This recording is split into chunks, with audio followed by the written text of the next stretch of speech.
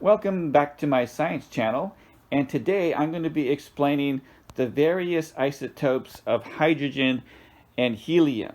I have displayed here all of the possible isotopes for both of these atoms.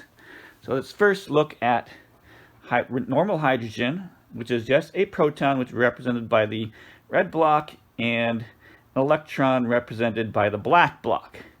And they're just statically stuck together like this, and unlike conventional atomic models, the electron does not orbit the proton at all. It is just statically stuck on by the electrostatic force. Now, the first isotope of hydrogen is deuterium, and that is represented by these white blocks acting as a neutron. And the neutron is basically just a positron and a electron. And they are attached to each other, once again, by just the electrostatic force, and they would naturally do so as opposite charges. But this builds up the basic building blocks actually for all atoms, and we'll see that in helium. And the third isotope of hydrogen is tritium, and this has an atomic weight of 3, and basically the atomic weight is whatever this is cut in half. And we see that we have 2 neutrons around the central hydrogen. And the rules seem to be that you can have an attachment as long as it is symmetric. So this is symmetric.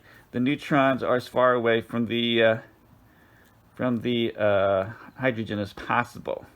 So you can't have something which is not symmetric. So this is also symmetric, and this is also symmetric.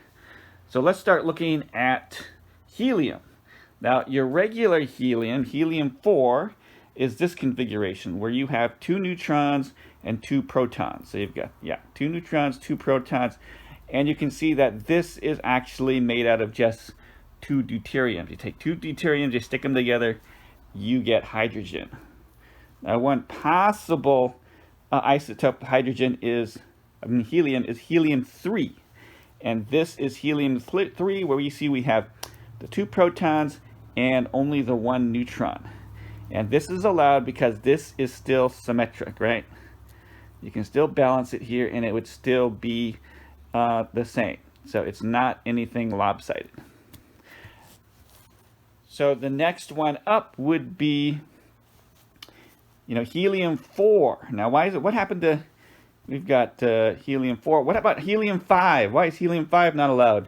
Because helium-5 is not allowed because if I were to take off one of these neutrons, there's no way I can build a symmetric structure with only 5. The only way I can make this totally symmetric is to have a matching neutron on each side. So this is balanced.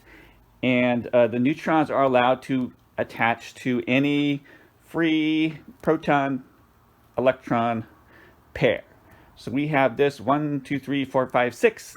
That is helium-6. Now it is also oddly possible to have helium-8.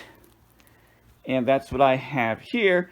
And we have stuck another set of neutrons onto the proton and the electron and this other neutron over here.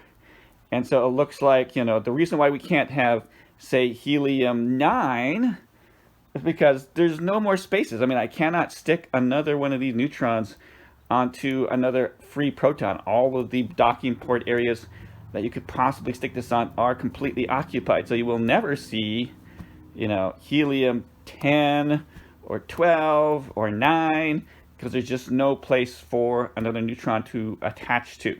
So that motivates why this cubic model is correct, because it does correctly predict the maximum number of neutrons that can be attached to any given atom. So that's it for now. That explains all of the possible isotopes of hydrogen and helium in a very simple way. And hope you like this. So please, if you watched the video up to this point, please give it a like so other people can find this video, and please subscribe. Thank you.